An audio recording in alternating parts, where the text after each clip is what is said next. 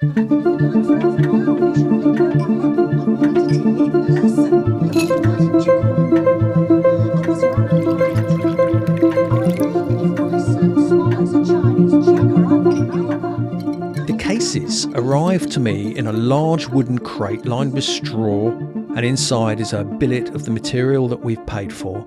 Extremely expensive material, not quite as expensive as the ceramic, but we're getting there, especially after it's been machined.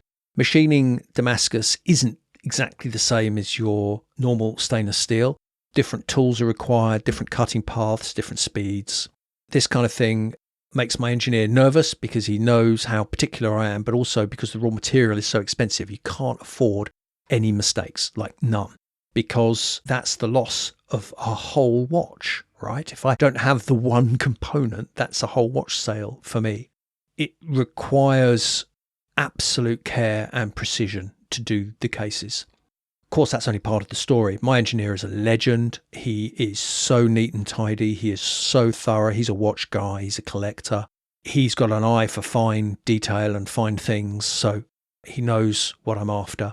We've worked with each other for years. He does the pens, he does the clocks, he does the bronze cases, he does loads of bits and pieces for me. He's not a watchmaker, right? He's a military contractor on the most part. He had to change his workshop and move things around in order to be able to accommodate the level of jewellery-like precision of what I require at Schofield.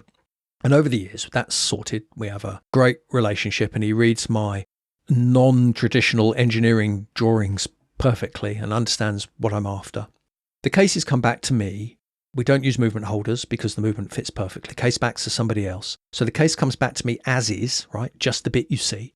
I then have to acid etch that myself. It's acid etched in a horrible, toxic environment in my workshop. I hate doing it, has to be done, but playing with concentrated hydrochloric acid is horrible and quite scary. My dad was head of science at a large school near me, so I've got an old lab coat full of old acid burns. Not mine, by the way. But nevertheless, it's a ratty thing, but I love it dearly. So I put on my lab coat, goggles, respirator, all of that stuff, and I have to preheat the acid and preheat the room so I can stabilize all of the variables, all of the things that could change my outcome. And then the case goes in the acid, and there's baths of bicarbonate soda all around me. And then after a certain amount of time, normally around 10 minutes or so, I take that out, clean it up, wash it, and then it goes through an exhaustive cleaning process from there. The acid concentration is interesting because you've got to be really careful that you take away the softer of the two steels, but leave the harder of the one present. And that's what gives us a very tactile finish. I want it etched so you can feel it, right? So it's not as contrasty as some other Damascus steel products out there. That's deliberately so. I don't want it contrasty, but I've done it for texture rather than contrast. Getting the acid concentration just right for that is very tricky. It took a lot of experimentation. It's come out perfectly now. It's exactly how I want it. But also you've got to be careful that you don't etch away the threads because they're very thin. And so they could very easily be eroded away. The thread on the case back and the thread for the pendant tube where the crown goes. Those are masked when you use nail varnish for that. And it takes ages, as you can imagine, painting nail varnish onto steel threads. And then after about 5 minutes, it comes off anyway. But nevertheless, it's a process that I have down and I daren't risk it without it. So I carry on doing it. And you end up with this bright red or pink, in fact, whatever leftover nail varnish I can get off my girls, varying colours, kind of floats to the top of the acid bath in a hoop where it's just come away from the steel altogether. But I believe it's done some masking, so that process stays. And then, as I said, it's cleaned thoroughly, washed, cleaned again a number of times, lightly oiled, and I use WD-40 on the outside. It gives me just the right contrast that I like, and it blocks the pores on the less dense steel, just stabilising the finish for me while I do the build, because fingerprint grease could very easily get in there. I do expect, and in fact have seen some Obscuras now that are a month in ownership, and they have contrasted a little greater as time goes on. So I expect that, and it's certainly very beautiful. That's the case. Let's jump now to the crown. Crown is a new shape, new design, and the black lamp crown had a tritium gas insert, a little jewel embedded in the end of the crown. It was a cool idea. It wasn't very bright. I loved it as a play on Cartier's jewel, but this time it was a little tritium gas source. So here with the crown, I had to have it glowing. So we used the same superluminova as we use in the dial, the red superluminova that emits a red light. And as you can imagine, that's an extremely expensive way of building a crown. It's very fine in detail. It's a push-in, pull-out because you don't really want a screw-down crown on a manual wind watch because, of course, you're manually winding it if you get to the end and then, you need more turns in order to be able to screw the crown back on, so you can't use that.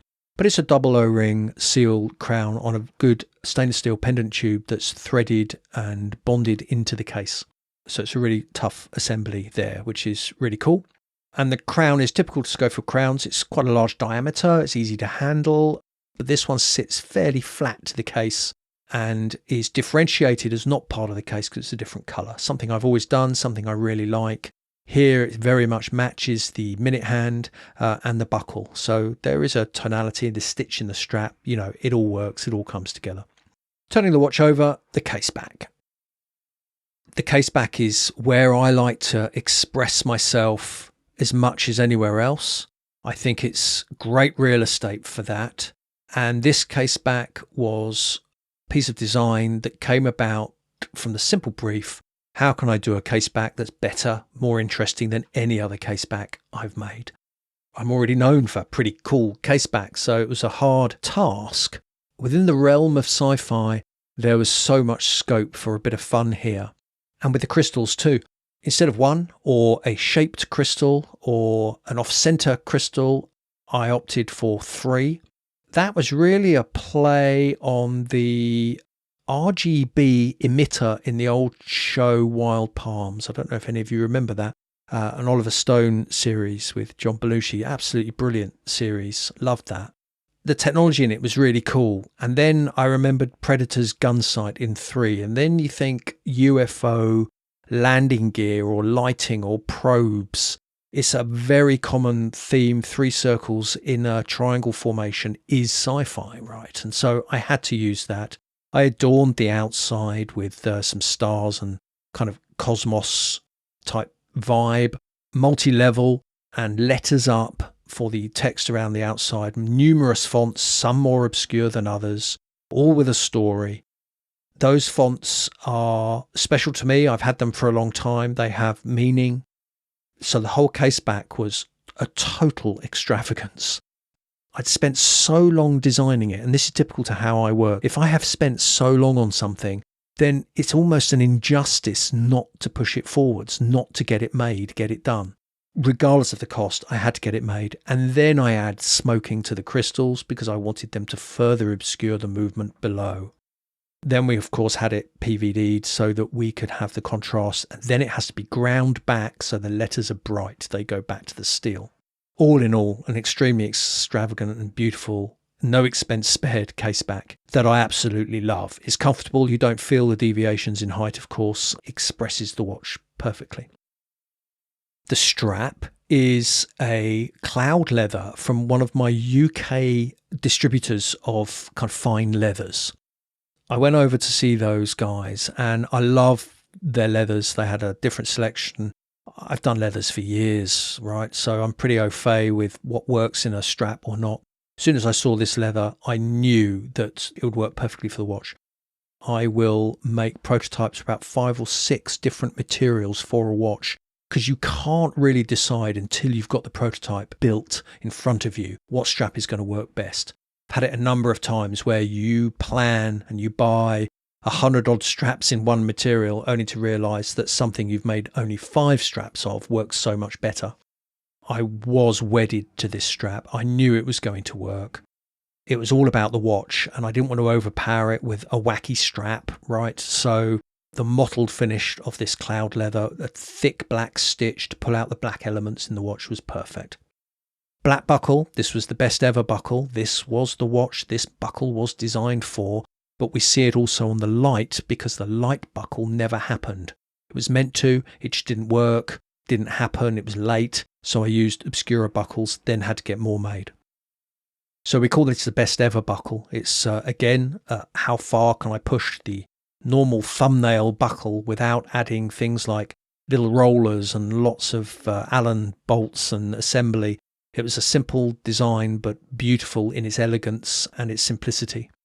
And that's got a paint fill, but the paint fill is lower, showing us a meniscus in the fill because I wanted it to look more old-fashioned, like steam engine nameplates, like those enamel badges where it's not polished flat, which is typically something we see in watchmaking and something that I've decided to do the opposite of. The same as in the crown, actually, and the Superluminova sits slightly within the crown face so that it's protected as well. I think that's covered the watch, and I suppose to finish we should just talk about the canister. And the canister is the case that the watch comes in. I am not one, and you know this, I am not one for a cheap Chinese box that you have seen many times before. Our boxes are part of the deal. I love them. But this box had to be different, but it partly happened because my box maker decided to tell me at the last minute that my new box design, wooden box for the Obscura, was going to take a year. Normally the lead time was 3 months. So I was very unhappy, was forced to find a new solution. I had nowhere else to go, no other box makers. I'd been using the same box makers for 15 years and felt let down to the point where, okay, I've got to do something completely different then, not just look for another wooden box maker. So I spoke to the engineer and asked what was the softest material that he was happy machining, because we have an issue with upholstery. I don't want to use foam or your standard upholstery, your little squashy pillow. We use cedar generally because the wood is softer than the material of the watch, so there's no risk of scratching it. What could he machine? Obviously it wasn't going to be wood. He said polyester probably was the softest, and that was still not soft enough for me. Again, another design break. A leap of thought was, what if I could make a watch box that suspended the watch and didn't need upholstery because no part of the watch touched the case? And that's what we did. So I realized that I could hold the watch to the component that we call the wrist piece, which is the bit that resembles a cross-section of your wrist that the watch straps to. By putting edges on that, then the strap would be encapsulated and not drift. Then I could suspend that piece on a post, which I did, and the rest of the case is built around that assembly. So the canister was a way of articulating the overarching theme of the watch, which was, if you found the canister in the grass, you should definitely not touch it, and you should probably phone an authority about it because it looks like a munition, and was in fact designed around anti-tank munitions and Japanese tea caddies. They were my 2 points of influence for that design. What was so wonderful about the canister was that I designed it in a oneer, like in one sitting, and did the engineering drawing right there and then, right? Got all the measurements down, checked everything off, printed it out in 2D a few times, sent it to the engineer, and it came back as you see it. Not a single amendment, nothing needed doing. It was perfect. Now, in my line of work, that's incredibly rare and incredibly thrilling. I received it at home and I just sat there and I just handled it for hours. I was so enthralled by how perfect it was for the project, but also as an object of its own right. It was a keeper. It was something I wanted out. It was intriguing. It was a conversation starter. We pushed the button and made those canisters happen, and now the Obscura ships in those canisters, as does the Strange Lights. Because the Strange Lights is more sci-fi than any of our other watches, I felt that the Strange Lights, the last few that we have, should be upgraded to the canister. We also made red or green bolts that hold the whole thing together on the top specifically for the Strange Lights, red for the red one, green for the green one, and the Obscura is a stainless steel bolt. That's the whole story, I think. There's probably more, but nevertheless, that'll do for now on the Obscura, which is still available. They haven't all sold. It's a limited edition of 40, a manual wind, hours, minutes, and a sub-seconds. Go to the website, check it out, drop me an email if you'd like to know more. You've got a sense